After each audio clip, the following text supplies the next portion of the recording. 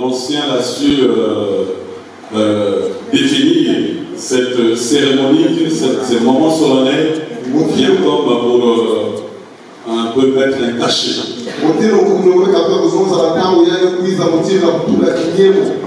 Et donc, vous savez que nous avions passé une saison formidable avec le Seigneur. Une saison de la chambre haute. Pendant 3 ans et 6 mois. Et le Seigneur nous a introduits dans une autre saison. Il a appelé déploiement. Et ça nous fait 5 ans. Et pendant cette période, nous avons posé le fondement, la vision, la culture de la famille que Dieu désire attirer. Et c'est ainsi, après 8 ans et 6 mois, le Seigneur nous a mis à cœur d'ouvrir les portes de cette famille pour commencer à recevoir les autres grâces. Et j'ai le plaisir ce soir et la grande joie de pouvoir vous présenter l'orateur. Mais ça va être un peu difficile pour moi parce que je ne saurais pas comment le présenter. Ce n'est pas facile. Parce que nous sommes en 86 où je l'ai rencontré pour la première fois et nous avions un pasteur problème qui nous a baptisés dans le fleuve Congo. À l'époque, on les appelait les responsables de la première formation. Et nous étions ceux qui sont venus après. Pour moi, c'est vraiment un aîné dans la foi qui a aussi inspiré aussi mon parcours. Peut-être les gens ne le savent pas. Il a commencé par le chant, comme moi, par le chant. Il a composé des chants qui nous ont bénis.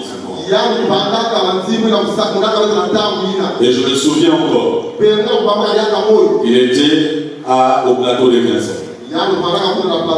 À l'époque, nous étions la communauté de prière de Brazzaville. Et après, on est devenu la communauté de Brazzaville. Là, c'est la communauté chrétienne de Brazzaville. Et là aussi, il y a eu beaucoup de souvenirs. Nous étions aidés pour l'évangile. Je me souviens, une fois, ils sont allés en République centrafricaine. Aller évangéliser. Au plein bateau. Moi, je ne pas là. Je me souviens comment l'apôtre est en train d'animer la louange et serrer le Seigneur. Et c'est au cours de ce voyage, il a reçu l'inspiration. Et la chanson, c'était Noé. En fait, il y a eu un temps où il a reçu une inspiration. On disait Zouboulé Noah, Noah, Noah, Ziboulé Noah. En fait, c'était l'inspiration qu'il avait eue. Et plus tard, sur la base de cette inspiration qu'il avait eue, nous étions chez Maman Charlotte, on lui de prière. Et pendant que je chantais cette inspiration qu'il avait reçue, et le Saint-Esprit me dit maintenant, c'est Jésus qu'il faut mettre le roi des rois.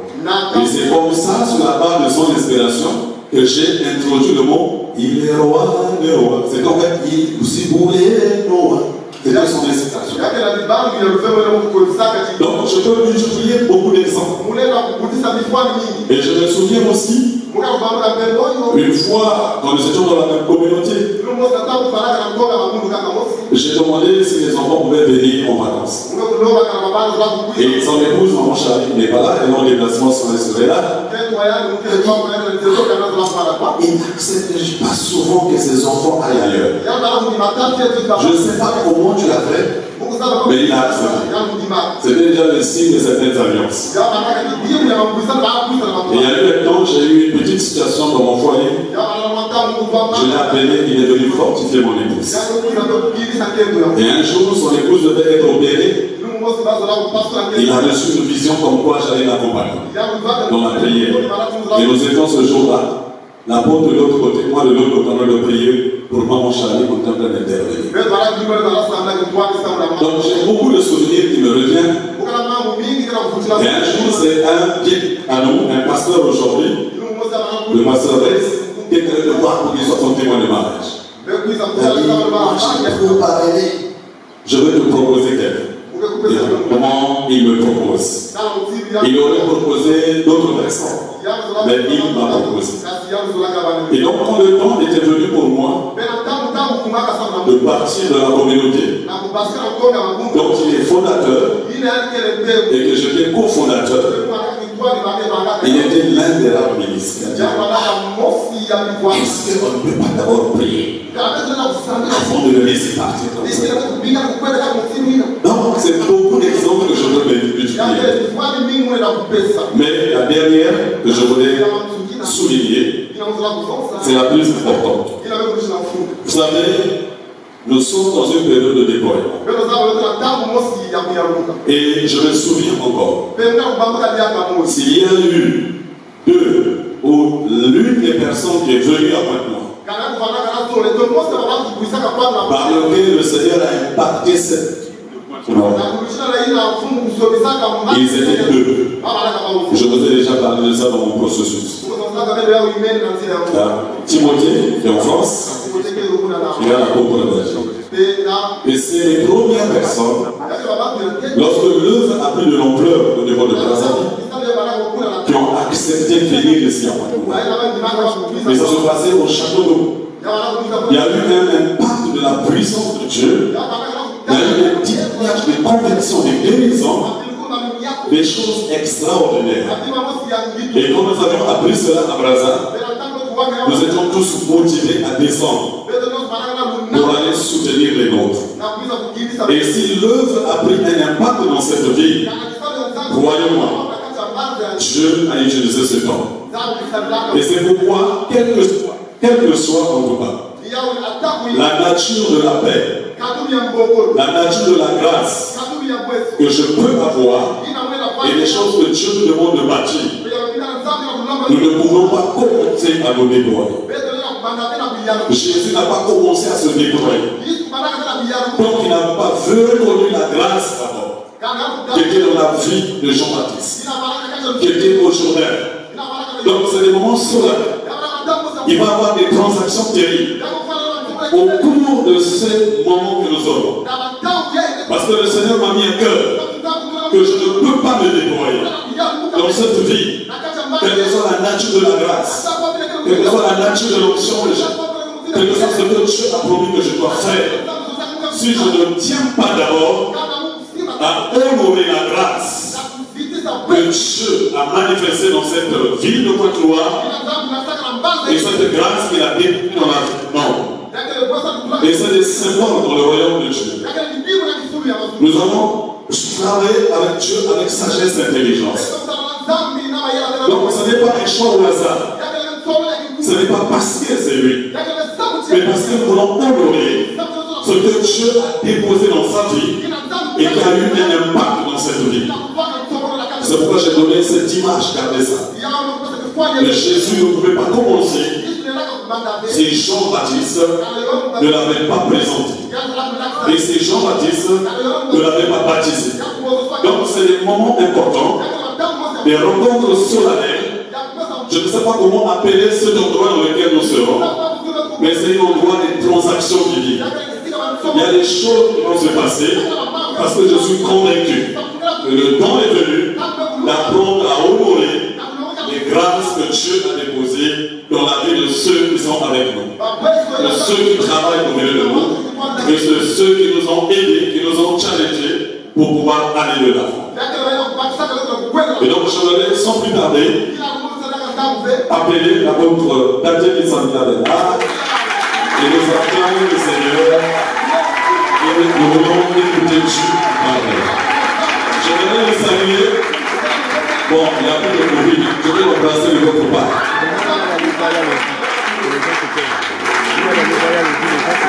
Vous êtes chez vous. Alléluia. Voilà, merci de vous asseoir. Amen.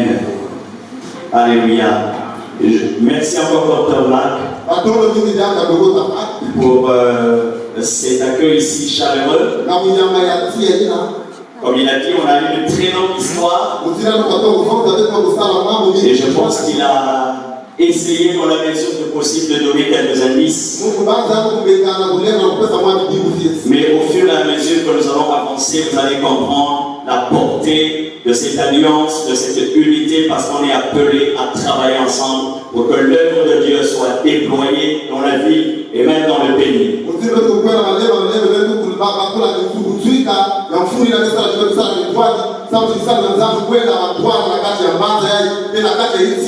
Une fois de plus, merci à chacun d'entre vous d'être présent, Seigneur. Donc nous allons commencer ce séminaire aujourd'hui sur un thème très important. Sauver pour servir et contribuer à l'avancement de l'œuvre de Dieu. Quel est l'objectif de cet enseignement? C'est de nous amener à comprendre pourquoi est-ce que Dieu nous sauve. Et une fois que nous sommes sauvés, qu'est-ce que Dieu attend de nous? Comment Dieu voudrait que nous puissions travailler dans son œuvre? Et de quelle manière nous pourrions œuvrer afin que l'œuvre du Seigneur aille de l'avant? Alors j'aimerais vous inviter à prendre Exode le chapitre 3. Nous allons introduire cet enseignement. Exode chapitre 3. Nous allons lire à partir du verset 7 jusqu'au verset 12. Exode chapitre 3 verset 7 à 12. L'Éternel dit: j'ai vu la souffrance de mon peuple qui est en Égypte. Et j'ai entendu les cris que lui font pousser ses oppresseurs. Car je connais ses douleurs. Je suis descendu pour le délivrer de la main des Égyptiens et pour le faire monter de ce pays dans un bon et vaste pays, dans un pays ruisselant de lait et de miel, dans les lieux qu'habitent les Cananéens, les Hétiens, les Amoréens, les Phéréziens, les Éviens et les Jébusiens. Voici les cris des enfants d'Israël sont venus jusqu'à moi. Et j'ai vu l'oppression que leur font souffrir les Égyptiens. Maintenant va, je t'enverrai auprès de Pharaon et tu feras sortir d'Égypte de mon peuple, les enfants d'Israël. Verset 11, Moïse dit à Dieu: qui suis-je pour aller vers Pharaon et pour faire sortir d'Égypte les enfants d'Israël? Je vais vous inviter maintenant à faire attention au verset 12. Dieu dit: je serai avec toi. Et ceci sera pour toi le signe que c'est moi qui t'envoie.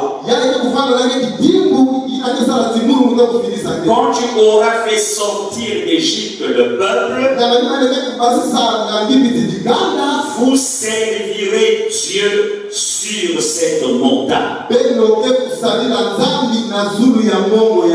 vous servirez Dieu sur cette montagne.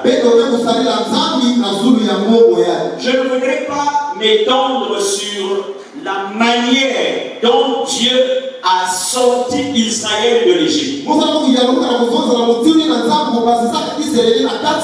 Mais permettez que je vous donne un aperçu. Quand les enfants d'Israël se sont installés en Égypte, c'était un petit nombre. La première personne qui est arrivée en Égypte, c'était Joseph. Ce jeune garçon qui avait été vendu par ses frères. Il est arrivé en Égypte comme esclave. Après avoir passé quelque temps chez Potiphar, faussement accusé par son épouse, on le jette en prison. Il y passe quelque temps. Et là, il va aider deux prisonniers qui vont sortir. L'un sera tué, l'autre va être réhabilité. Voilà comment les échos vont arriver dans le palais du roi. Parce que le roi avait fait des songes que personne ne pouvait interpréter. Et le prisonnier qu'il avait aidé s'est rappelé de Joseph.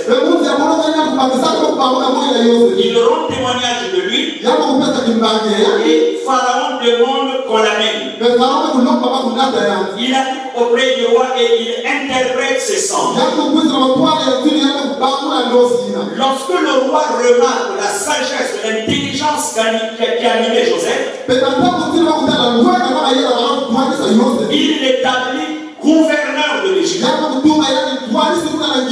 Voilà comment Joseph a pris les commandes pour gouverner l'Égypte. Le roi était sur le trône et Joseph était un grand administrateur. Il a su gérer 7 années d'abondance et les autres années de famine qui avaient frappé tous les pays. Donc par Joseph,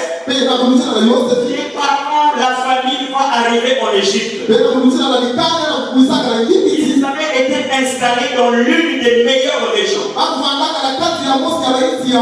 Dieu les a bénis.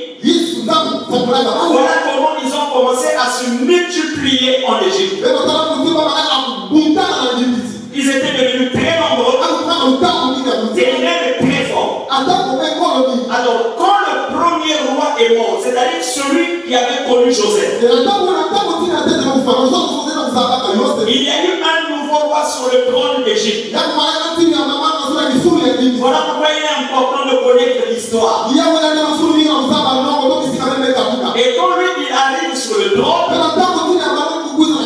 il n'avait pas connu Joseph. Il n'avait pas connu l'histoire. Et aussitôt arrivé sur le trône, il remarque que sur son territoire, il y a un peuple puissant et fort, mais ce sont des étrangers. Alors il a commencé à avoir de mauvaises pensées. Pensant qu'une fois que les Israélites devenus nombreux, pouvaient se mettre ensemble avec leurs adversaires et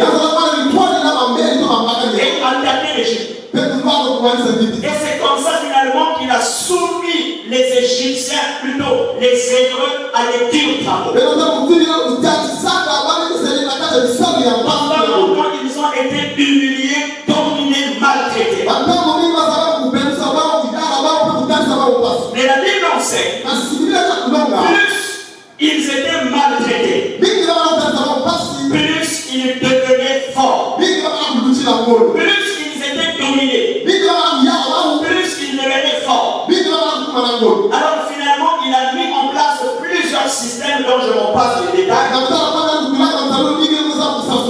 Mais en tout cas, l'objectif c'était de mater, d'écraser, de dominer le peuple de Dieu. Et ils sont restés sous la domination pendant 430 ans. Alors Dieu va venir se révéler à Moïse en annonçant à Moïse que les cris de son peuple étaient arrivés jusqu'à jusqu'à lui. Il choisit Moïse et il envoie Moïse pour aller parler au roi. Au départ, Moïse était hésitant. Il connaissait le roi. Il avait grandi dans le palais pendant 40 ans. Il savait que l'Égypte était une puissance. Et que ce n'était pas évident d'aller parler au roi. Mais Dieu a mandaté Moïse en lui disant, je serai avec toi. Moïse est allé voir le roi. Ça n'a pas été une chose facile. Le roi a résisté pendant longtemps. Mais à la fin, le roi a fini par demander à Moïse de se lever, de prendre le peuple et sortir de l'Égypte. Mais la chose importante que je voudrais commencer à introduire, c'est la terre. Quand Dieu est venu parler à Moïse, il a évoqué les raisons pour lesquelles il venait délivrer Israël de l'Égypte. Quand vous lisez le chapitre 3, je sais que je peux énumérer des dizaines et des dizaines de raisons pour lesquelles Dieu a délivré Israël. Mais si je peux me permettre de citer 2 ou 3 raisons évoquées dans Exode 3. L'une des premières raisons pour lesquelles il est venu délivrer son peuple, c'était pour mettre un terme à la souffrance. Parce que pendant 430 ans, ils ont été esclaves. Ils étaient humiliés et dominés. Et donc, quand Dieu vient parler à Moïse, c'était pour mettre un terme à cette humiliation, à cette souffrance. Il a dit, les cris de mon peuple sont arrivés jusqu'à moi. Donc la première raison, c'était pour mettre un terme à la souffrance que son peuple était en train d'endurer. La deuxième raison qu'il évoque, pourquoi Dieu est venu sortir Israël de l'Égypte, c'était pour qu'il aille prendre possession de Canaan, la terre promise. Parce qu'en réalité, quand Dieu nous délivre, il y a toujours un but, il y a toujours une raison. Et donc, l'une des raisons pour lesquelles il libérait son peuple, c'était pour qu'il aille prendre possession de Canaan, la terre promise. Et la troisième raison qui est importante pour nous par rapport à ce séminaire, Dieu vient sortir Israël de l'Égypte. La première raison, nous avons dit, c'était pour mettre un terme à la souffrance. La deuxième raison, c'était pour aller prendre possession de la terre promise Canaan, là où coulait le lait et le miel.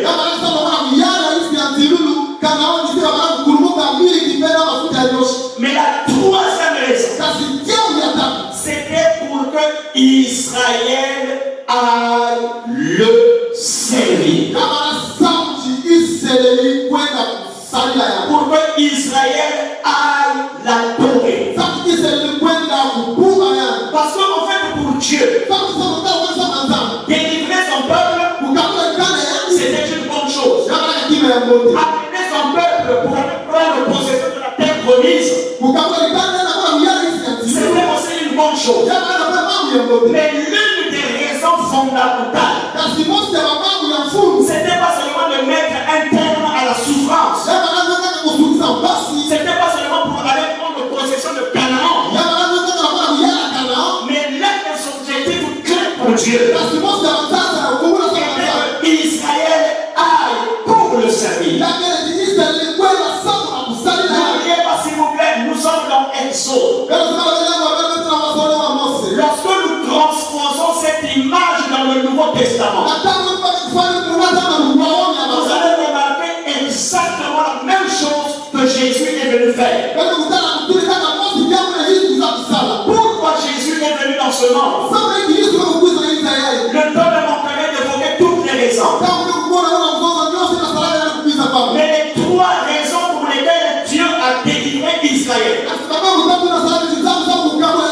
Si vous regardez toute l'œuvre de la rédemption que Jésus est venu accomplir sur la croix, vous remarquerez que Jésus aussi est venu nous sauver pour les trois raisons essentielles. La première, c'est quoi? C'est pour nous délivrer de la souffrance. À la fois de la souffrance du péché, mais de toutes les autres souffrances que l'on peut connaître sur la terre. Voilà pourquoi aujourd'hui, si quelqu'un est malade, Jésus est capable de le guérir. Si quelqu'un est possédé, Jésus le délivre. Si quelqu'un a un cœur tordu, Jésus est capable de le changer. L'une des raisons pour laquelle Jésus est venu, c'est pour nous sauver, pour que nous ayons la vie de Dieu. La deuxième raison pour laquelle Jésus est venu nous sauver, dans l'Ancien Testament, Israël devait aller prendre possession de la terre promise, de Canaan. Mais aujourd'hui, notre terre promise, c'est quoi? Ce n'est pas Paris, ce n'est pas les États-Unis, ce n'est pas le Canada, ce n'est pas Dubaï. Notre terre promise, c'est quoi? Jésus a dit dans l'évangile de Jean au chapitre 14, je m'en vais vous préparer une place. Cette place, c'est pas en enfer. Cette place, ce n'est pas sur la terre. Il a dit, je m'en vais vous préparer une place. Là où est son Père, dans le règne de Dieu. J'ai été émerveillé, nous avons chanté. Dieu répond sa gloire dans les cieux et sur la terre. Mais la terre, on peut avoir la gloire de Dieu. On peut avoir la puissance de Dieu. On peut vivre tous les miracles. Mais la terre est passagère. Tout le bonheur qu'on peut avoir sur la terre, un jour il peut s'arrêter. Mais Jésus a dit, je viendrai, je vous prendrai afin que là où je suis, vous y soyez aussi. Donc, la raison pour laquelle Dieu est venu nous sauver par Jésus. Un jour, Jésus veut nous voir avec lui dans la patrie céleste. Et c'est pour cette raison que je viens ce soir dire à quelqu'un,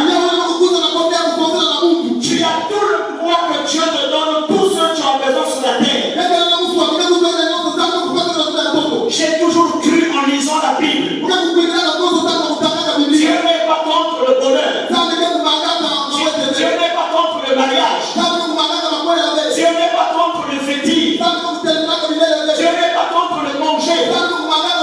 Tu veux avoir des enfants, Dieu peut te les donner. Tu veux de la guérison, Dieu va te la donner. Tu veux vivre les miracles, Dieu va te les donner. Tu veux être élevé, Dieu va te l'élever. Tu veux devenir grand, il a élevé Abraham.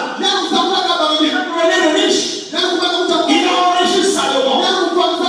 Et Salomon a dit, on peut tout avoir, tous les royaumes, toutes les richesses.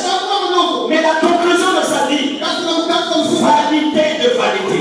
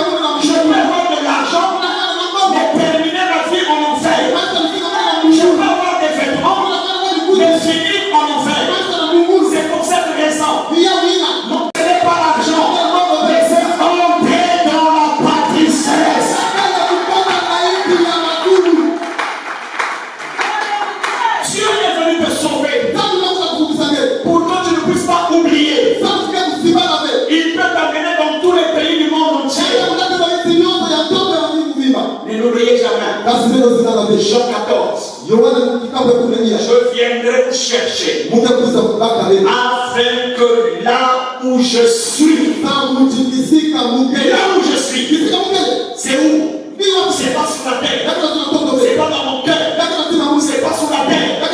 Jésus est où? Je me souviens des premières années de notre conversion. On avait l'habitude de lire Jésus est ressuscité. Où? On lisait dans mon cœur. C'est pas que c'est faux, mais c'est pas dans notre cœur. Il est ressuscité, il est monté au ciel, il est assis à la droite du Père. Aujourd'hui, il est dans nous par le Saint-Esprit. Mais la destination finale, c'est dans le cœur. C'est dans le cœur de Daniel. Un jour, il arrêtera de battre. Mais il y a un endroit où le cœur ne pourra pas s'arrêter. Il y a un endroit où il y a la gloire de Dieu. Et c'est là dans la patrie céleste. C'est pour cette raison, chers frères et sœurs, gardez à l'esprit. Jésus nous sauve. Pour mettre un terme à n'importe quel type de souffrance. Qu'elle soit spirituelle, qu'elle soit physique, qu'elle soit matérielle. Aujourd'hui, Dieu est capable de mettre un terme à la souffrance. Et d'ailleurs, c'est l'une des raisons pour laquelle je déclare: si vous êtes venus malades à ce séminaire, si vous avez des souffrances morales, si vous avez des souffrances physiques, si vous avez des souffrances de tout genre, je ne vais pas vous donner des paroles mielleuses. Ce séminaire ne terminera pas. Tu sortiras ici libéré et béni au nom de Jésus de Nazareth. Le Seigneur que nous prêchons, il est le même. Hier, aujourd'hui et éternellement. Première raison pour laquelle Dieu nous sauve, c'est pour mettre un terme. Dit autrement, pour mettre un terme. Dieu ne nous soulage pas. Il met un terme. Je répète, il ne nous soulage pas. Parce qu'on a un soulagement. On peut aller, de temps en temps, ça ne va pas. On a un soulagement. Il y a eu une amélioration. Mais ce n'est pas fini. Il arrive de fois que quelqu'un soit malade. Comment vas-tu? Il vous dit ça va mieux. Donc il y a une amélioration. Mais avec Dieu, c'est pas seulement le ça va mieux. Il faut que tu arrives à dire tout va bien. Dans le nom de Jésus, que ta maladie s'arrête.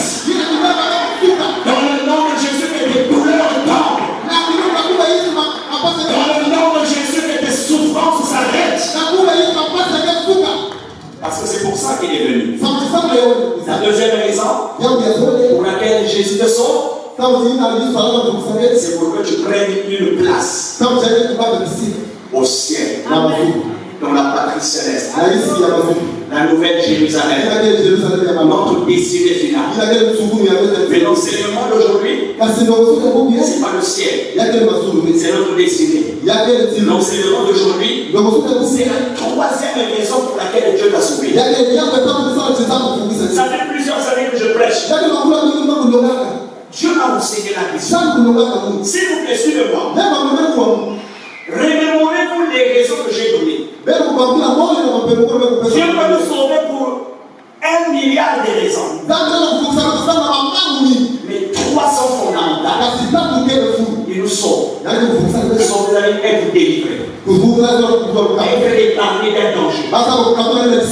Être libéré de quelque chose. Par sa mort et sa résurrection, Jésus est venu me pardonner, me libérer du péché pour que je sois sauvé. D'ailleurs,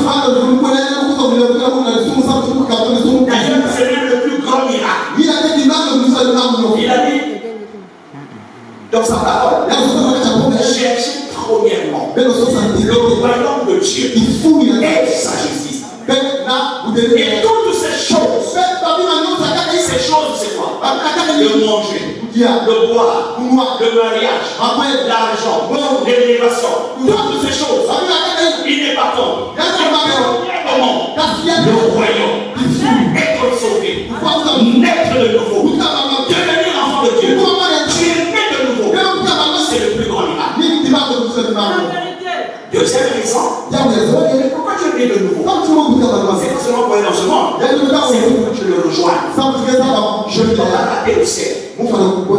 La troisième raison, c'est pour que tu le sais. Alors, moi, depuis que ça j'ai dit à Dieu. Quand j'ai donné ma vie au Seigneur, le docteur a appelé notre parcours. J'attends 19 ans.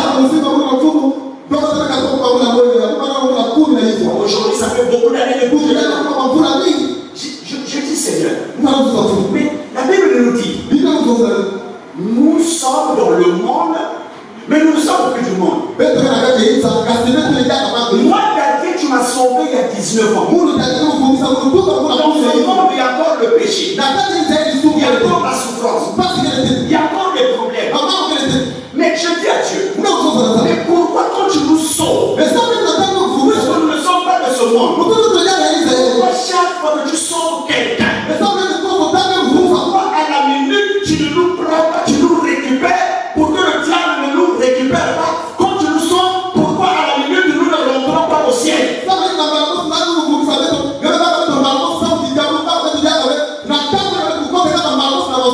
Bien aimé, ça peut vous faire rire. Moi, je vous pose cette question à Dieu. Pourquoi je vous laisse encore sur la terre? Parce qu'en réalité, le monde est méchant. Il y a beaucoup de problèmes. Mais après nous avoir sauvés, pourquoi il nous laisse encore? C'est pour une seule chose. Le servir. Dans le servir, il y a l'adoration. Dans le servir, il y a l'évangélisation. Dans le servir, il y a la louange. Dans le servir, il y a la prière. Donc Dieu nous sauve pour le servir. Et ce n'est pas normal que Dieu t'a sauvé et tu ne le sers pas. Tu ne peux pas être sauvé et tu ne sers pas Dieu. Amen. Qui est déjà sauvé ici? J'espère que vous êtes certains. Parce qu'il y a des gens qui sont incertains. Il m'a sauvé pour le Seigneur. Je suis sauvé pour le Seigneur. Donc servir, mettez tout ce que vous pouvez mettre. Pour l'aimer, pour l'adorer, pour le célébrer, pour le chanter, pour faire connaître son nom, pour l'évangéliser, pour parler de lui à d'autres personnes, pour jouer mon rôle de sel et de lumière. Il m'a sauvé pour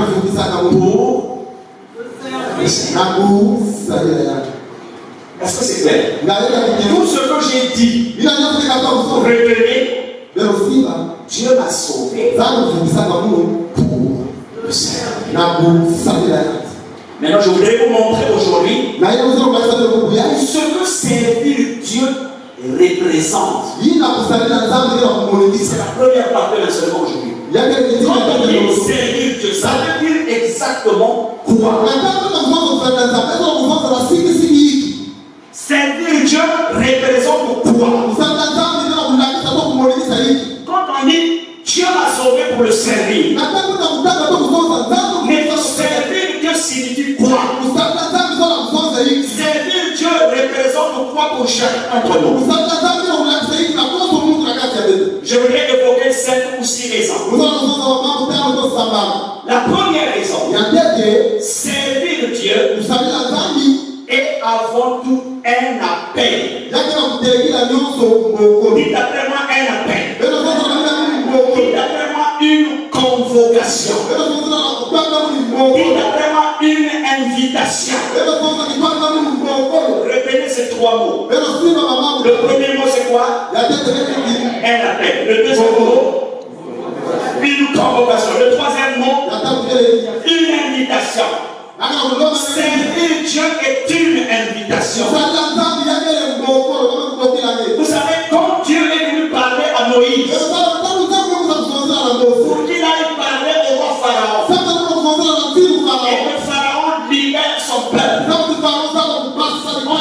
C'est un appel qu'on pourrait appeler aujourd'hui un appel général. S'il vous plaît, je ne parle pas des ministères ici. Je ne parle pas des pasteurs, des docteurs, des évangélistes, des apôtres ou prophètes.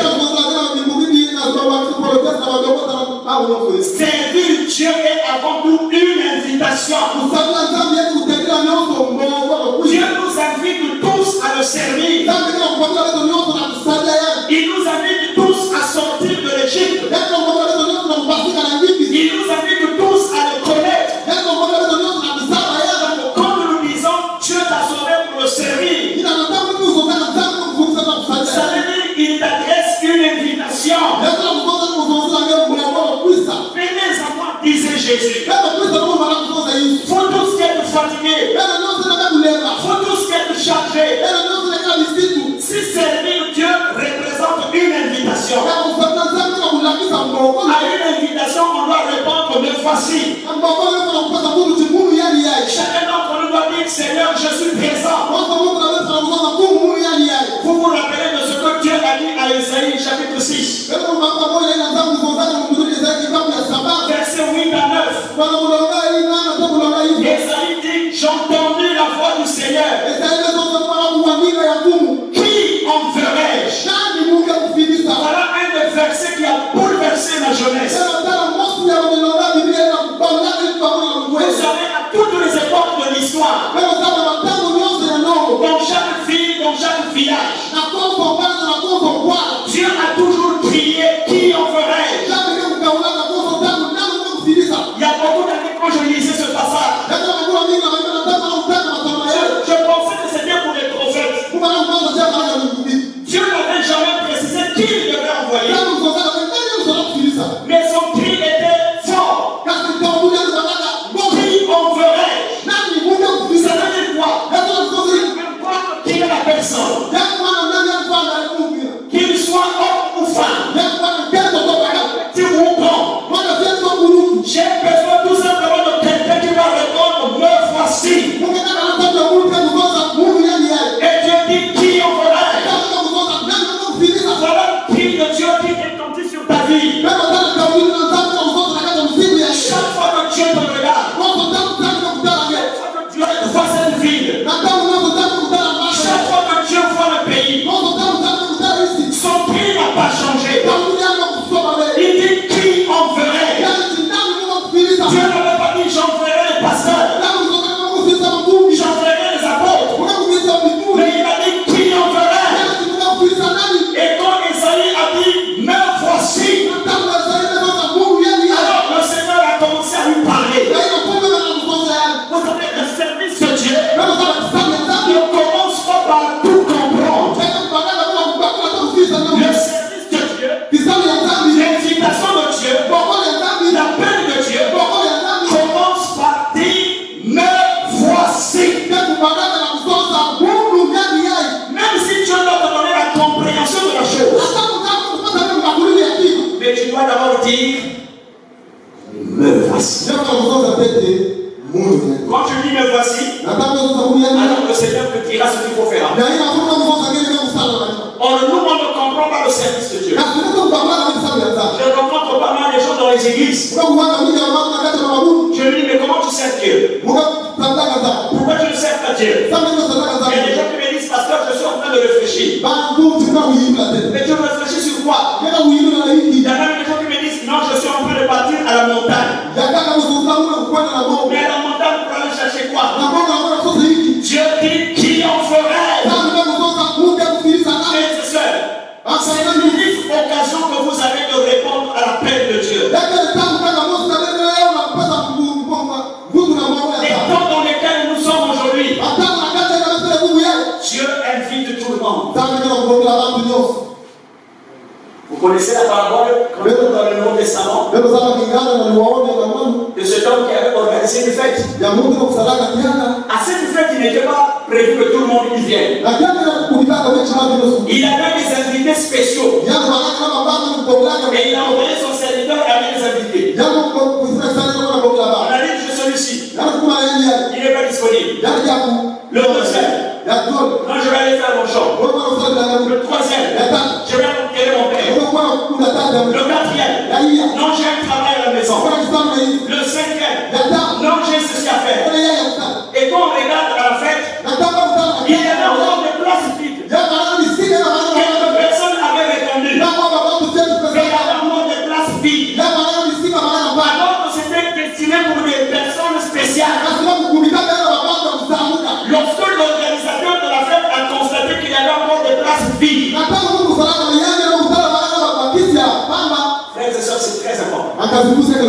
Il a envoyé ces gens. Il dit allez dans les rues. Ce que je vous dis c'est important. Allez dans les carrefours.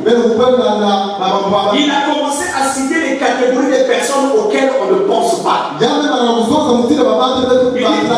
les carrefours. Allez dans les places publiques. Tous ceux que vous rencontrez.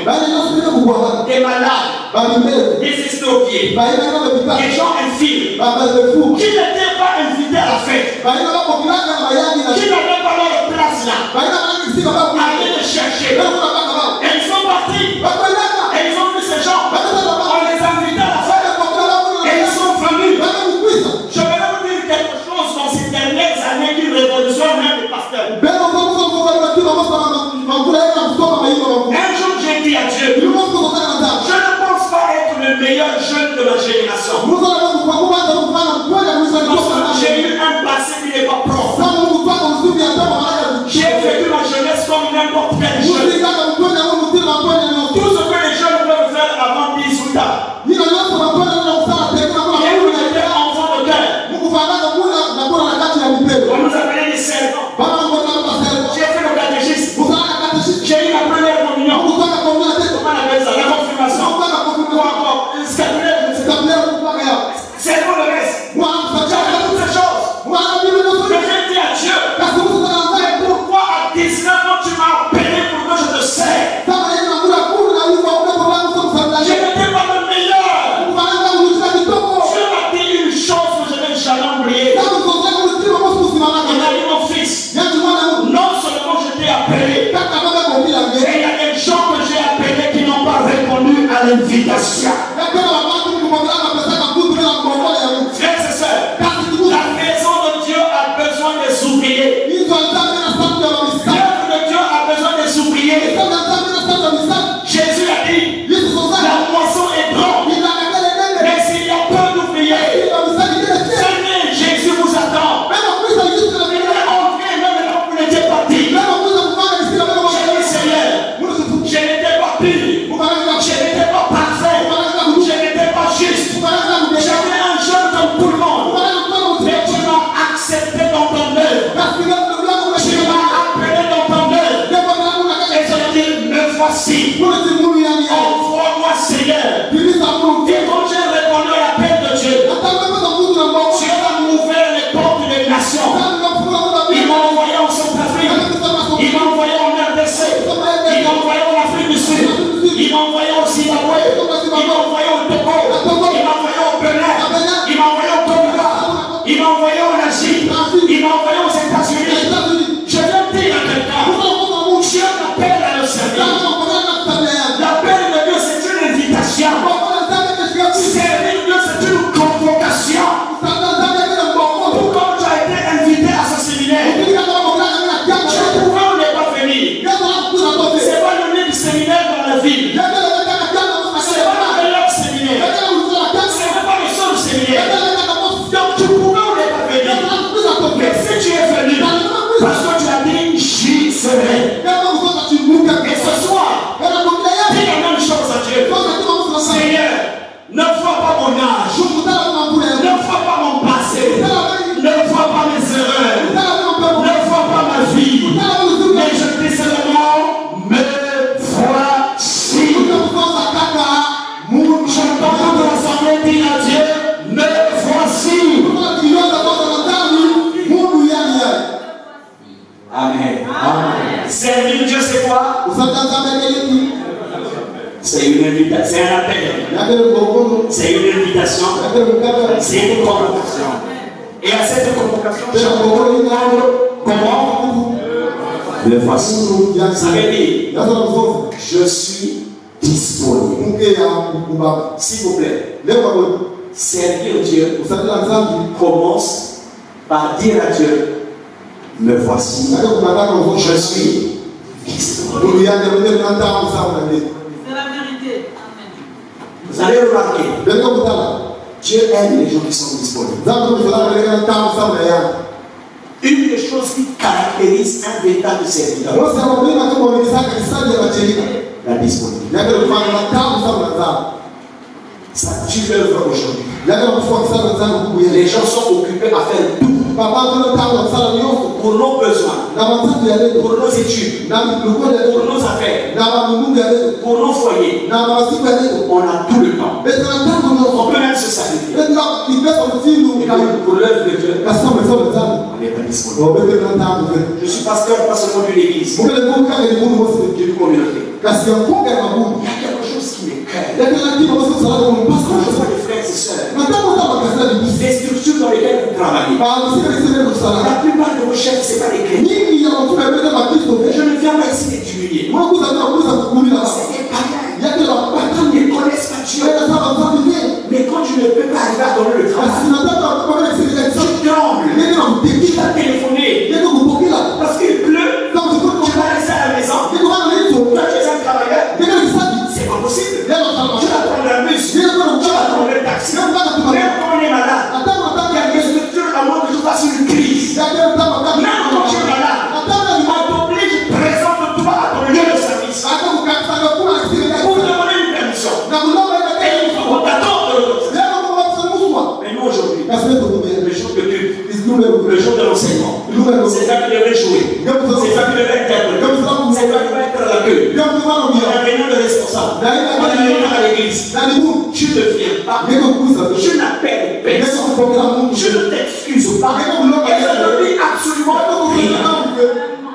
Et même quand tu t'absentes, tu ne prends même pas la paix d'aller voir ceux qui étaient à la réunion. Que s'est-il passé? Est-ce qu'il y a des informations qu'on a données? Non. Et le dimanche prochain, tu viens à l'église, tu vas aller jouer, tu vas aller chanter, tu vas aller prier. Mais tu n'es pas dans la vision. C'est la vérité. On n'est pas disponible. Servir Dieu commence par dire, me voici, je suis. Être disponible, ça ne veut pas dire que je ne veux plus à l'école, je ne veux plus au travail, je ne veux plus voir. C'est parce que ça veut dire.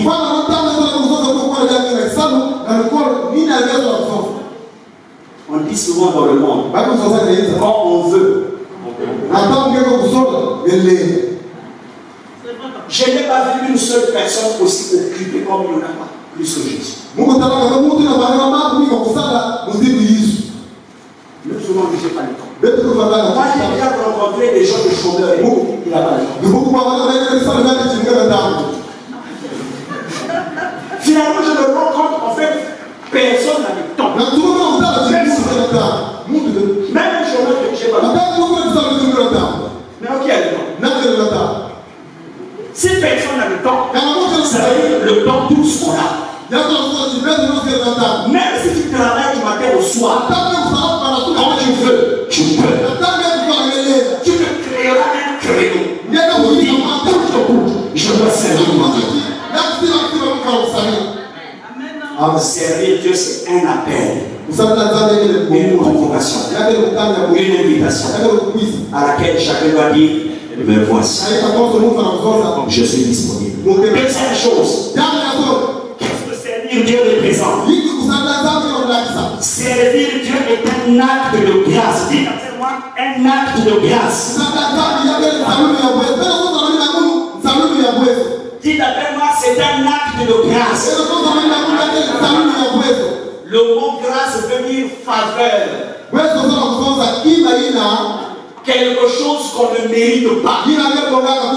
S'il vous plaît, dans l'Ancien Testament, tout le monde n'était pas appelé à devenir un lévite. Tout le monde n'était pas appelé à devenir un sacrificateur. Sur les 12 tribus d'Israël, Dieu avait choisi une tribu. C'est la tribu. La tribu des Lévites, les prêtres, ne sortaient que de cette tribu. Dans les autres tribus, même si vous étiez juste, même si vous étiez intègre, même si vous aimez Dieu plus que quelqu'un dans la tribu de Lévi, tu ne pouvais pas devenir un prêtre. Jamais. Mais quand Jésus est venu,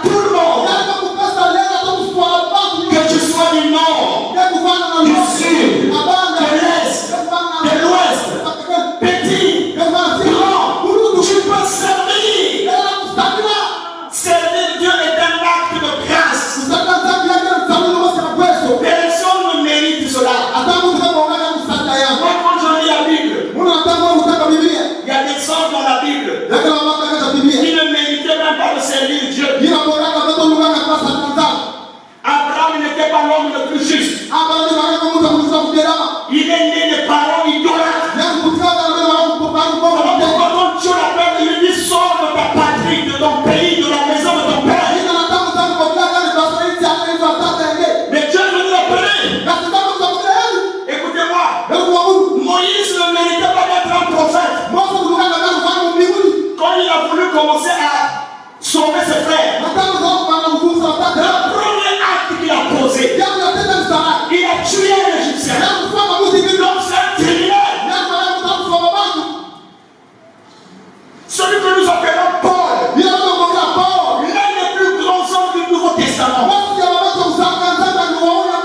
S'il existait à notre époque, on allait l'appeler bébé noir, papa noir.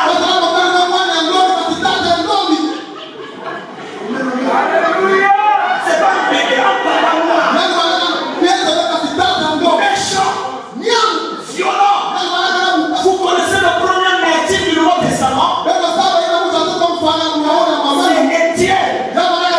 Le jour qu'on est en train de tuer Étienne, ses vêtements sont déposés au pied de Saul. Il assiste à cette lapidation. Quel cœur, quelle méchanceté. Il pouvait aller dans les villes, arrêter les chrétiens, les jeter en prison. Mais ce temps, au cœur méchant, alors qu'il était sur le chemin de Damas, Jésus est venu se révéler à lui. Il dit Saul, Saul, pourquoi me persécutes? Il est tombé pendant 3 jours. Il ne pouvait pas voir. Dieu est allé se révéler à un jeune qu'on appelait Ananias. Il lui a dit, va dans telle rue, à telle place. Il y a un monsieur nommé Saul de Tarse. Ça fait 3 jours qu'il ne voit pas. Va bien poser les mains.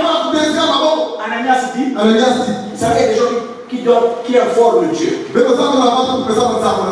dit à Dieu, moi, tu n'es pas au courant. Toi, tu veux ma mort. Tu ne connais pas cet homme. Mais là où tu m'envoies, c'est pas un homme pieux. C'est un homme méchant. Il arrête les chrétiens. Il les jette en prison. Écoutez s'il vous plaît la réponse de Dieu. Ce temps, c'est un instrument que j'ai choisi. C'est ce qu'on appelle la grâce. Donc vous servez Dieu. C'est la grâce. C'est la grâce. Vous servez Dieu aujourd'hui. Avant d'être sage, avant d'être humble, avant d'être disponible, mais personne ici ne méritait quelque chose. Quelqu'un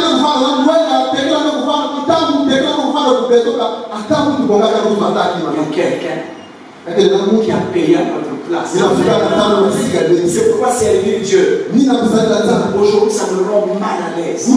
Quand je vois les frères dans les églises, les serviteurs de Dieu, arrogants, fanfarons.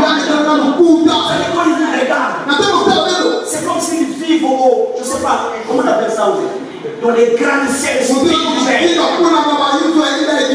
Ils nous diminuent. Nous, on est des baobabs dans la foi. Vous êtes des mini spirituels. Tu ne peux même pas m'égaler. Un doyen dans la foi. Les serviteurs de Dieu sont pharaons, orgueilleux. On n'a rien à nous reprocher. Il a toujours raison. Et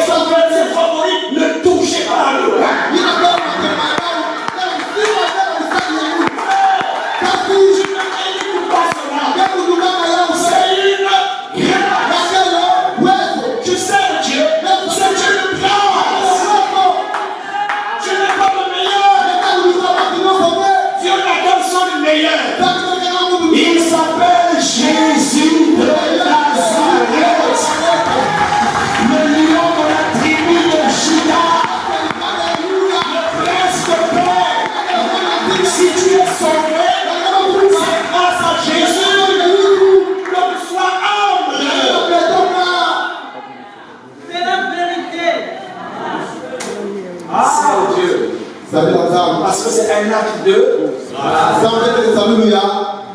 mais attention, il y a des gens qui comprennent mal la Bible. La grâce ne veut pas dire je peux voler, je peux tuer, je peux commettre l'adultère de toutes les façons. On est dans la grâce. Frère, je t'encourage, je continue. Continue. Continue. Fais le péché. T'empiffrer le vin. L'adultère. Continue à danser, c'est la grâce. Tu te rendras compte que grâce ou pas grâce. La véritable grâce te rend âme. La vraie grâce te donne pas la peine. La crainte de Dieu. Amen. Servir Dieu, c'est un acte de grâce. Ça veut dire quoi? Vous ne méritez pas d'être servi. Mais Dieu te fait grâce. C'est vrai que même quand on choisit les gens, on l'œuvre. On tient compte de certains critères. Même quand tu as rempli les critères, jamais. Grâce. Tu peux ne pas être là où tu es. Même dans la société, là où tu travailles, le foyer où tu te trouves, la maison où tu es, la grâce. Je pouvais ne pas être là. Quelqu'un d'autre peut être à ta place. D'ailleurs, tu n'es pas éternel à cette place. Si ce que vous faites, il y a des gens qui l'ont fait à longtemps. Vous n'êtes pas des pionniers dans ce que vous faites. Donc là où tu es, même quand tu es un pionnier, c'est une grâce. Amen.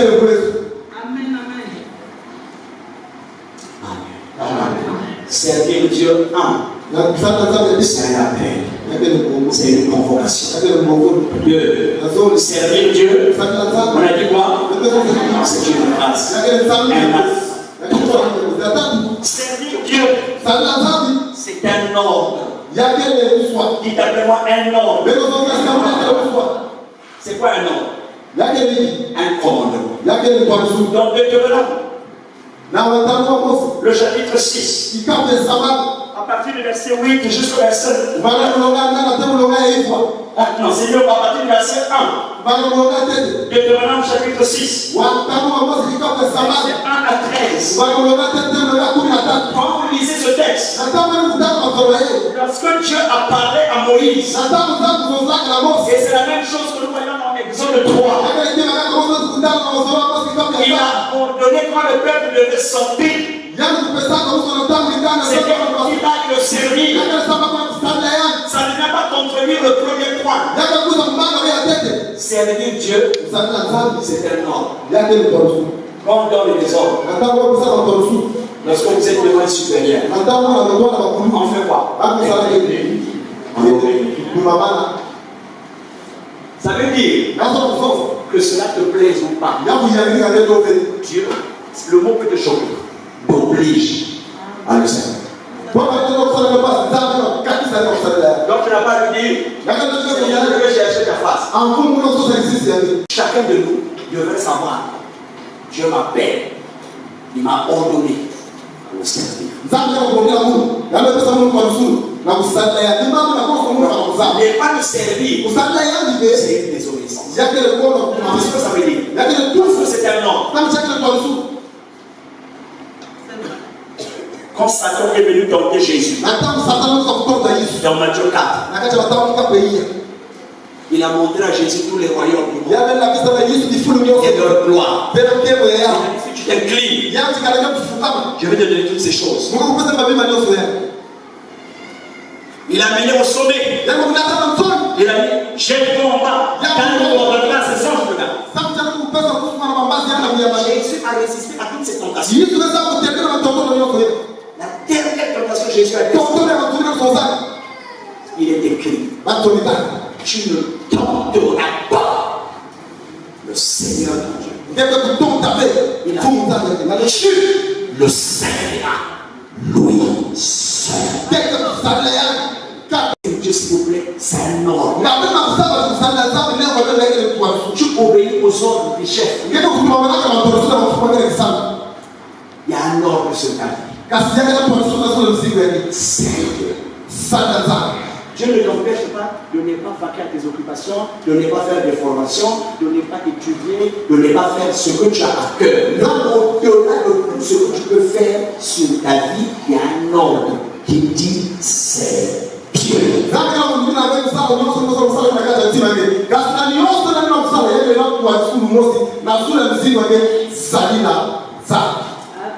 Est-ce que c'est clair? Servir Dieu, c'est aussi un. Quatrième, devenir servir Dieu. Servir Dieu, c'est une vocation. Dites après moi une vocation. On parle de la vocation. Ça veut dire quoi? Dieu nous appelle tous à le servir. Tous, sans exception. Les hommes, les femmes, les petits, les grands. Il nous appelle tous à le servir. Parce que servir, c'est un appel. C'est une invitation. C'est une convocation. Il ne tient pas compte au passé. Acte de grâce.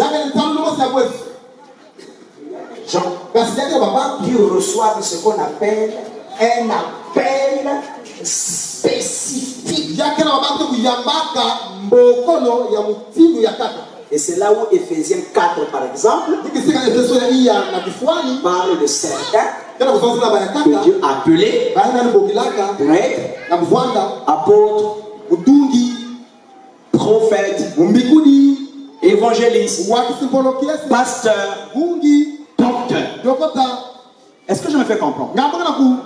Donc il y a des gens qui reçoivent une vocation, un appel spécifique. Mais il y a des gens qui ne peuvent pas aussi servir le Seigneur aujourd'hui parce que dès qu'il arrive à l'église, non, j'attends le réma de Dieu. Quel est le réma de Dieu? Mais avant que Dieu ne t'appelle à un appel spécifique, il y a tant de choses que tu peux faire. Il y a des gens qui sont là 1 an, 2 ans, 3 ans, ils ne bougent pas, ils ne font rien. Il dit j'observe, je vous regarde d'abord.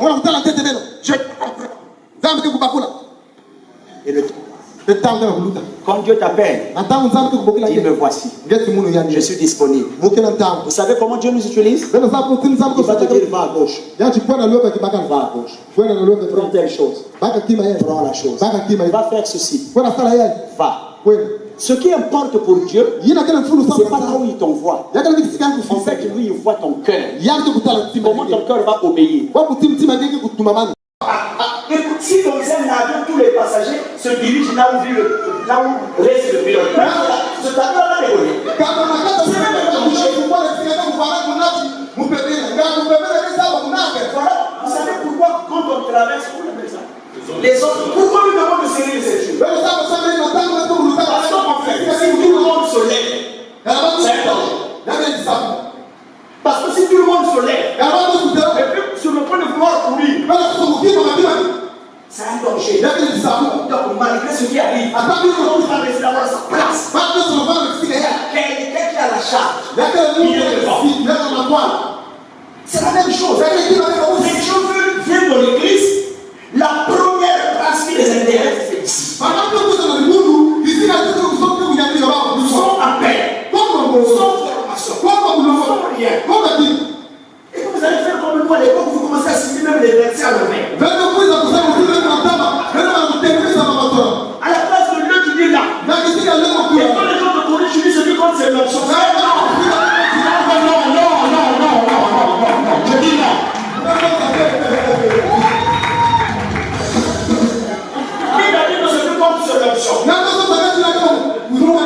Quand Dieu a voulu qu'on écrive la Bible, pourquoi il a respecté le congregation? Si ta place n'est pas ici, assieds-toi, fais autre chose. Amen. Voilà pourquoi aujourd'hui les gens se donnent des titres. Prophète des nations. Mais vous n'allez pas écouter prophète de quartier. Toujours une nation. Vous avez déjà écouté prophète du village.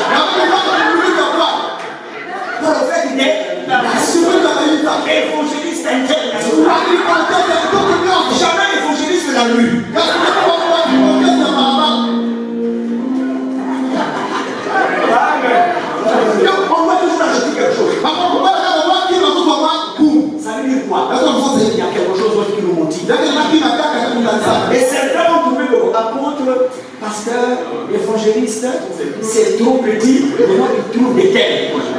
Il y a même des gens qui ne savent même pas ce que ça signifie. Bishop.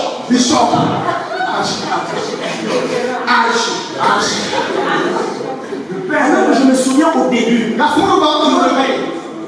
y a les catholiques. Ils ont les cardinaux. Ils ont les monseigneurs. Ils ont le pape. Et nous-mêmes, la papauté est en train de rentrer dans les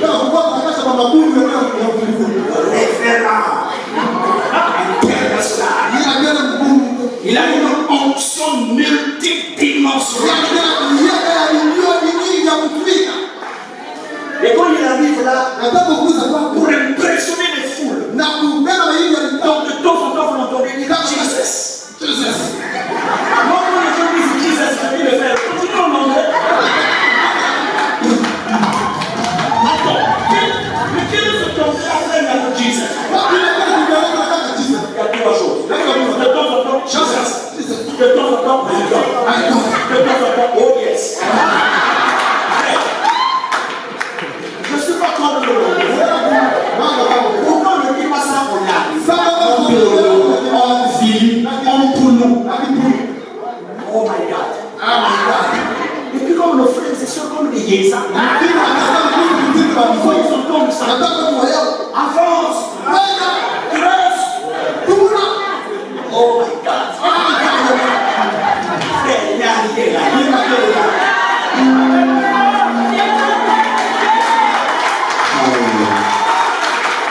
Ne te laisse pas impressionner par les mots. Si tu veux être impressionné, entre dans la présence de Dieu. Que le Saint-Esprit touche ta vie. Que la puissance te touche ta vie. Même si c'est l'apôtre David qui vient prêcher.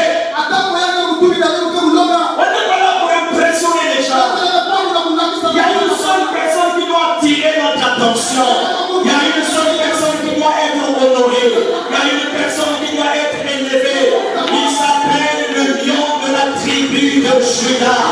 La rose de Saron. Emmanuel. Prince de paix. Agneau de Dieu. Paix éternelle. C'est la vérité.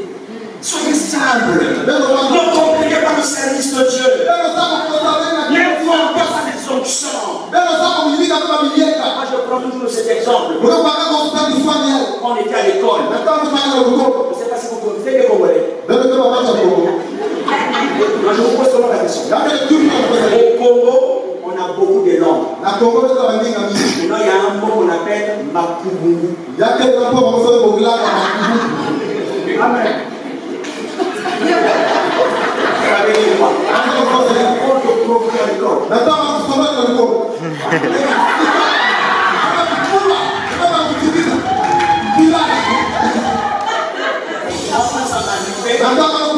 Pour le calmer. Les amis payaient le garçon.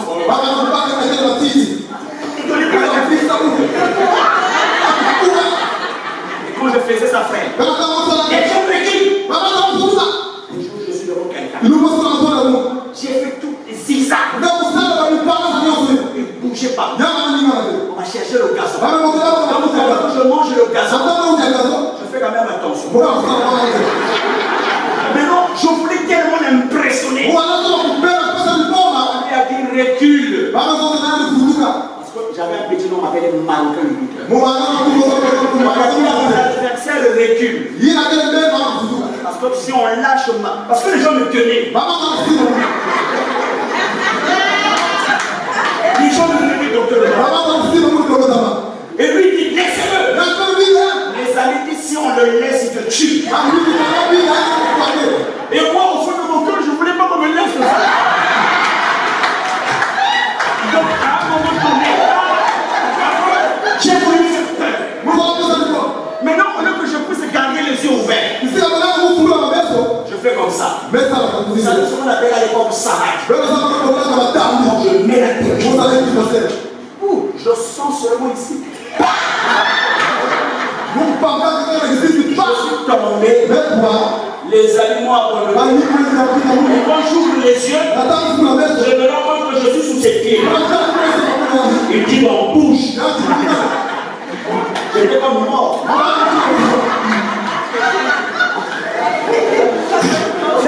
Faites attention. Aujourd'hui, vous allez recevoir des prédicateurs qui impressionnent. Avec des langues. C'est pas l'onction. L'onction ne peut pas te faire bouger. L'onction ne peut pas te faire tomber. Mais la onction est onction. C'est comme la véritable puissance de Dieu. Je suis venu annoncer ici, il y a quelque chose de Dieu qui arrive dans ce ministère. Il y a quelque chose de Dieu qui va vous saisir.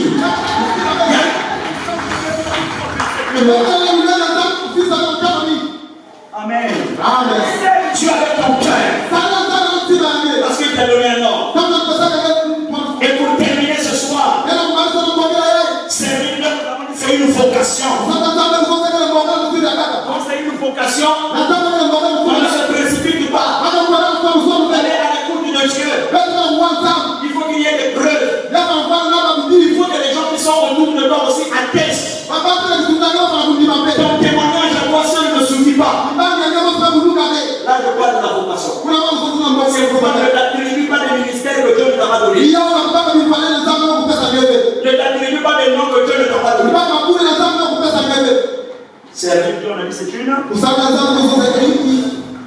Et pour terminer, servir Dieu, c'est une responsabilité.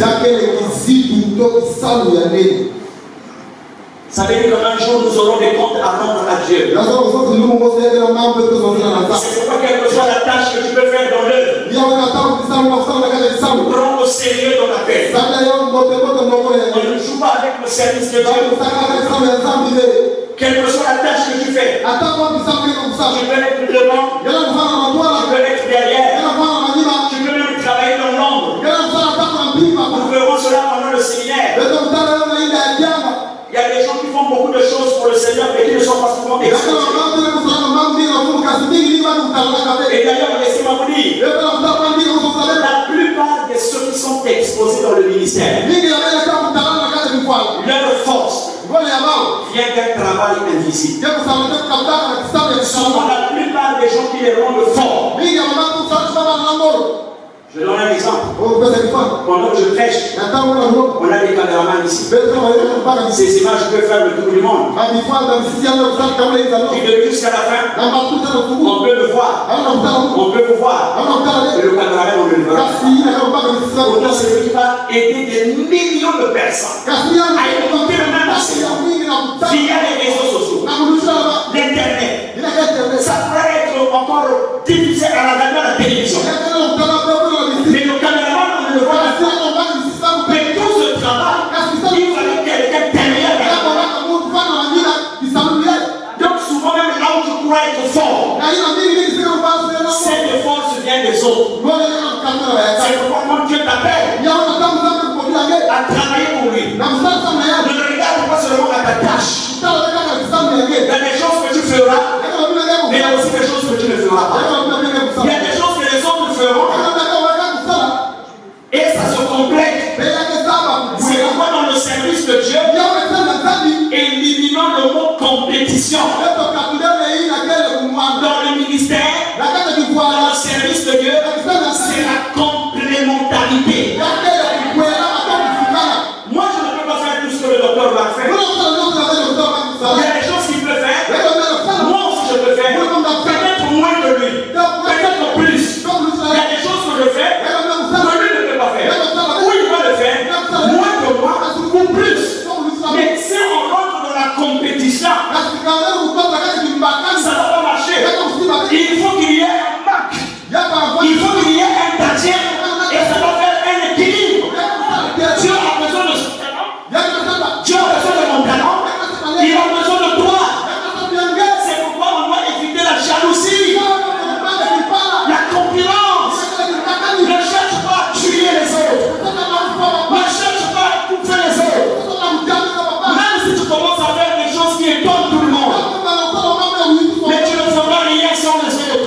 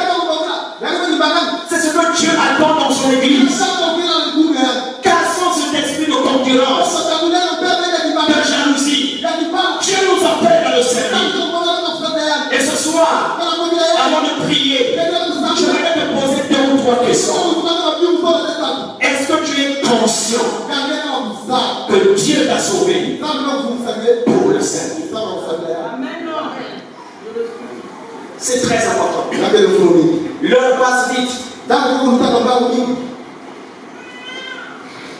À l'époque, si vous allez dans Genèse, les gens pouvaient vivre jusqu'à plus de 900 ans.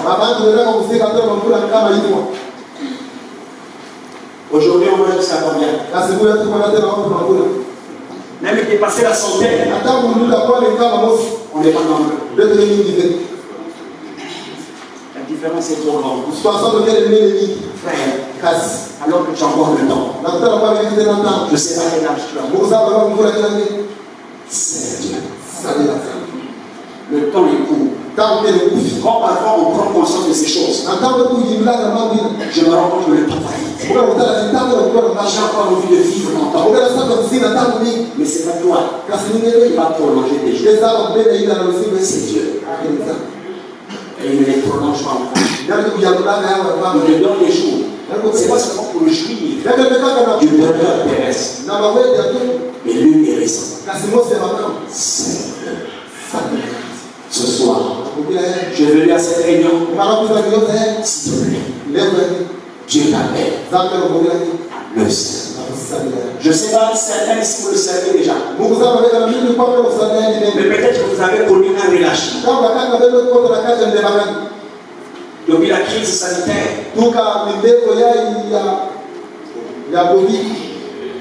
beaucoup deviennent faibles. On n'est plus à notre poste.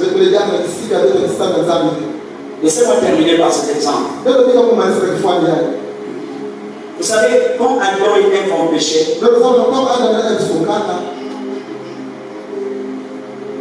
Dieu a appelé Adam. La question était où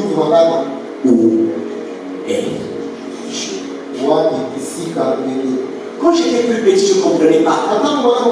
S'il vous plaît, pensez-vous que Dieu ne savait pas là où se trouvait Adam?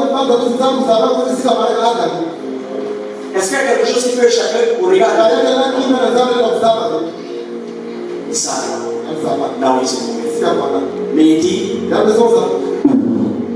et Dieu n'a même pas demandé qu'as-tu fait. Il savait déjà ce qu'il y a. La première question,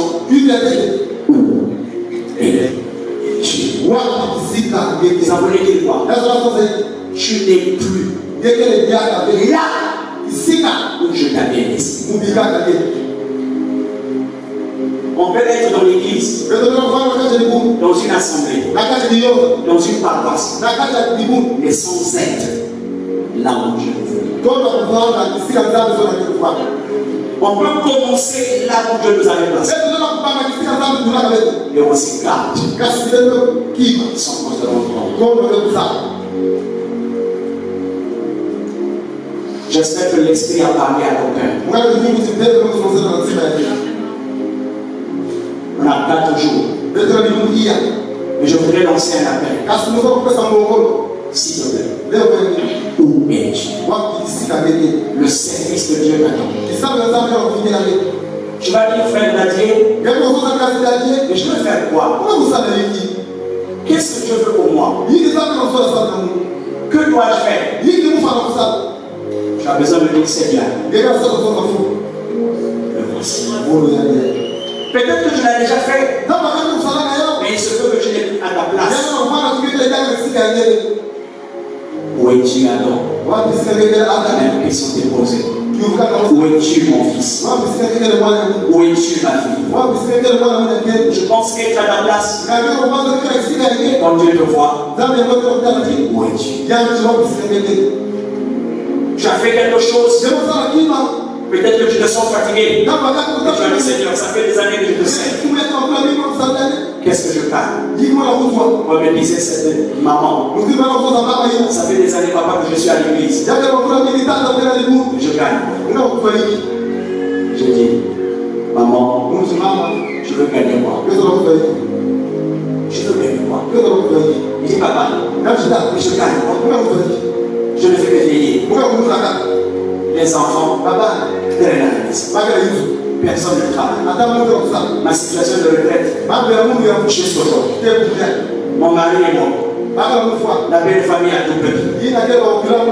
Je suis à l'église. On nomme les autres. Responsable. Responsable. Mais moi je suis là. Pas mal, vous ne le voyez pas.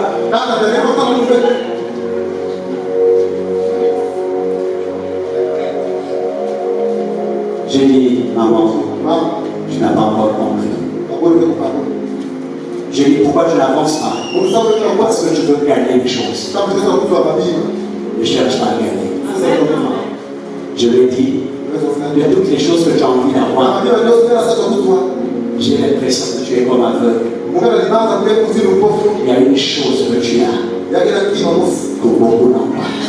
Il dit, papa, j'ai quoi? J'ai dit, tu veux que je te mette dans ma voiture? On aille à la mort. On va se s'arrêter devant la mort. Il y a des gens qui pleurent.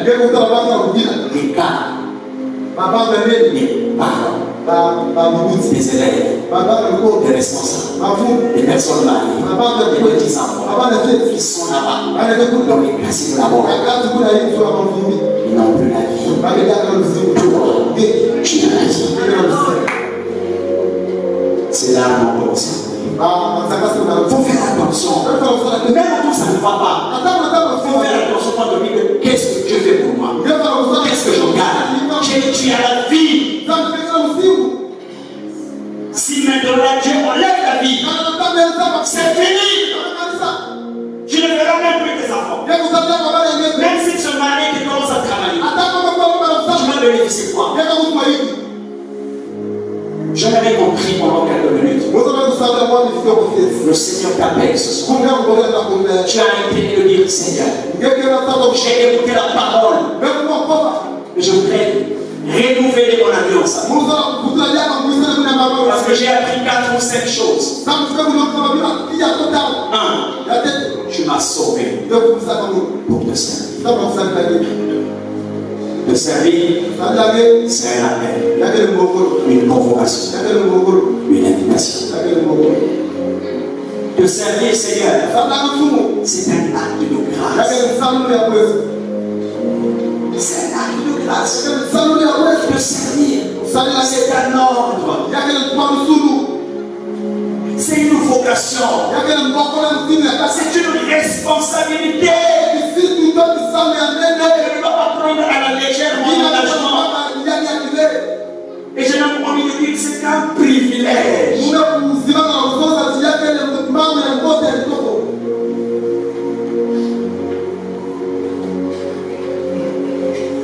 ne sais pas si vous connaissez ce chant.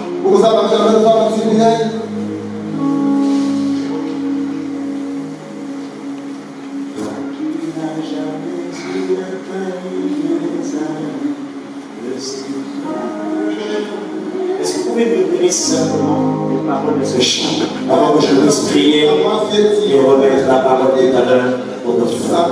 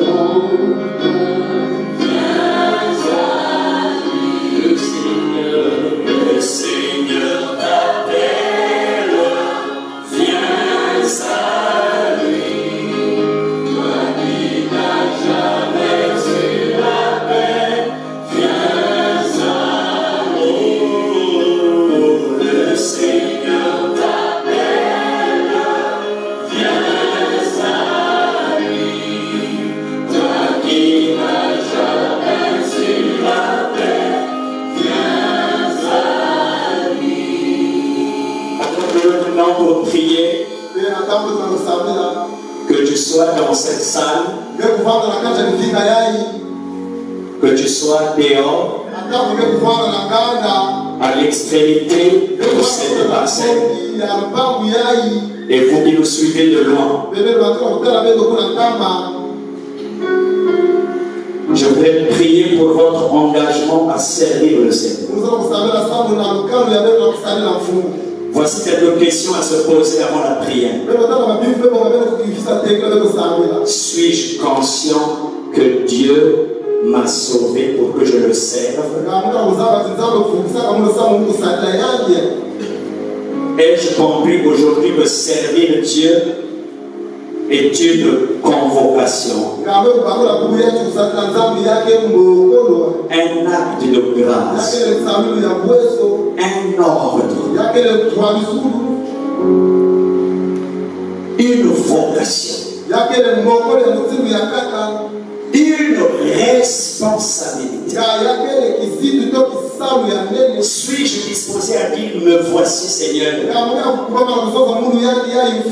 Est-ce que je suis encore à sa place si je le sais déjà? N'ai-je pas connu un relâchement? Et comment je suis en train de le servir? Si cette description correspond à ta vie, je t'invite alors que nous tenons debout. Nous voulons prier. Ces 4 jours vont changer ta vie. Le temps est court. La vie est belle. Elle est brève. Elle est brève. Elle est courte. Et Dieu voudrait que tu sois à son service. Il y a un appel de Dieu sur ta vie. Ne raisonne plus. Ne vois pas ton nom, ton âge. Ne dis pas frère Badier. Je me sens encore trop jeune. Ne dis pas mais je suis trop âgé. Dis à Dieu. Me voici Seigneur. Laisse-moi prier pour toi. On peut diminuer juste un tout petit peu cette musique. Non, n'arrêtez pas, continuez à jouer tous. Merci. Père, au nom de Jésus, je t'en supplie ce soir. Regarde dans cette salle, là dehors, cette foule immense, constituée d'hommes et de femmes, des jeunes filles, des jeunes garçons, des adolescents, des travailleurs, commerçants, chercheurs d'emploi, retraités peut-être, étudiants, célibataires, mariés, des personnes qui te connaissent et d'autres qui sont arrivés pour la première fois. Ta voix a retenti dans le cœur de chacun. Tu as délivré Israël pour mettre un terme à sa souffrance. Je prie pour ceux qui sont venus malades, accablés, désemparés, ceux qui sont venus attristés, menacés par la maladie, par des situations compliquées. La Bible montre que tu as libéré Israël. Parce que les cris sont montés jusqu'à toi. Seigneur, je prie pour ceux qui ont besoin de la délivrance, ceux qui ont besoin de la guérison, ceux-là que le diable a tenu captifs, ceux qui étaient courbés, qui ne pouvaient dormir, qui ne pouvaient être en paix, ceux-là qui sont solitaires, malheureux. Je prie pour leur délivrance ce soir. Au nom de Jésus de Nazareth, tu es le Dieu qui a franchi. Seigneur, je prie pour le salut. La Bible dit, vous connaîtrez la vérité et la vérité vous affranchira. Tu as sauvé Israël pour aller prendre possession de Canaan. Je prie pour ceux qui ont entendu ta parole, ceux qui étaient encore assis dans les ténèbres, ceux qui étaient encore dans le péché. ceux qui étaient encore liés. Seigneur, je déclare le salut de leur âme. Ils passent des ténèbres à la lumière, de la mort à la vie. Il n'y a rien de plus précieux dans ce monde que d'être compté parmi les vivants. Mais la vraie vie, c'est celle que toi tu donnes. Seigneur, sauve un jeune garçon, sauve une jeune fille, sauve un adulte ici, sauve un père et une mère de famille, sauve un jeune garçon, une jeune fille, sauve un jeune garçon. Tous ceux-là qui ont besoin du pardon, libère-les au nom de Jésus. Oh mon Dieu, enfin je prie pour ceux qui doivent te servir, ceux qui ont connu un relâchement, ceux qui n'étaient plus à leur place, ceux qui ont été gagnés par la paresse et le raisonnement, ceux-là même qui disent mais qu'est-ce que je gagne? Pourquoi j'ai tant fait pour les autres? Mais pourquoi Dieu ne me délivre pas? Oh Seigneur, je t'en supplie ce soir. Ta voix a rétenté en ce lieu. Apporte la vie, apporte la paix, apporte le salut. Nous voulons partir de ce lieu avec une parole de joie dans le cœur. Tu es vivant, Jésus. Tu n'as pas parlé en vain. Et sur les larmes de ceux qui pleurent, délivre ceux qui ont des douleurs, de ceux qui sont tombés. Apporte la vie, apporte la consolation. Au nom de Jésus. Est-ce que tout le monde, on peut lever les deux mains et faire cette prière, s'il vous plaît, après moi? Dites après moi, Dieu Tout-Puissant. Ce soir, tu as parlé à mon cœur. J'ai appris plusieurs choses, parmi lesquelles tu m'as sauvé pour mettre un terme à ma souffrance. Tu m'as sauvé pour prendre possession du royaume. Tu es mort et ressuscité pour me donner la vie. La vie est aide-moi à ne pas perdre cette vie que tu m'as donnée. Garde-moi fidèle, que je ne m'écarte pas de ta parole, de tes ordonnances, de tes commandements. Donne-moi un cœur bien disposé. Je veux apprendre non seulement à t'aimer, à te suivre, à te connaître, mais surtout à te servir de tout mon cœur.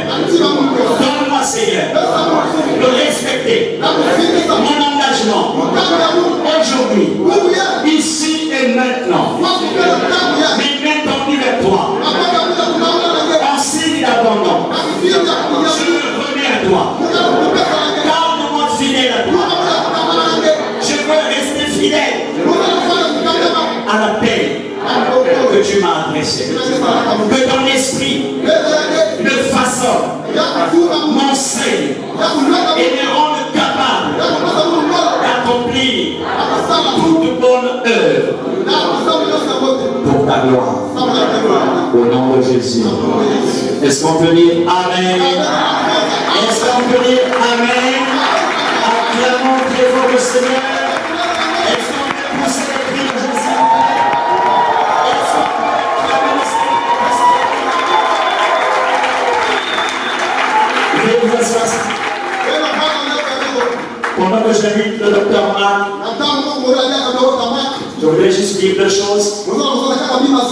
La première, c'est que chaque soir, on aura prié pour quelques cas spécifiques. Donc on ne peut pas tout faire en un jour. Chaque jour, nous allons prier selon que l'Esprit va nous conduire. Amen. Donc demain, Nous allons continuer cette conseil. Merci et espérons que demain nous serons encore ensemble.